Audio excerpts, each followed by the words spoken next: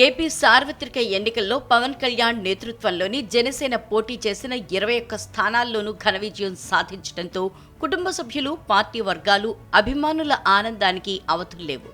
కొందరు నేరుగా, మరికొందరు సోషల్ మీడియా వేదికగా జనసేనానికి శుభాకాంక్షలు తెలిపారు. ఇక మంగళవారం ఎన్నికల ఫలితాలు వచ్చిన వెంటనే పవన్ మంగళగిరికి చేరుకున్నారు. ఆయన వెంట హీరో సాయి ధరమ్ తేజ్తో పాటు పవన్ తనయుడు అకీరానందన్ కూడా ఉన్నారు. అయితే మంగళగిరికి చేరుకున్న సాయి తేజ్ ఉత్సాహంతో తన మేనమామ పవన్ను గట్టిగా హత్తుకుని మరోసారి తన ఆనందాన్ని వ్యక్తం చేశారు. అంతటితో ఆయన ఆనందం తీరలేదు.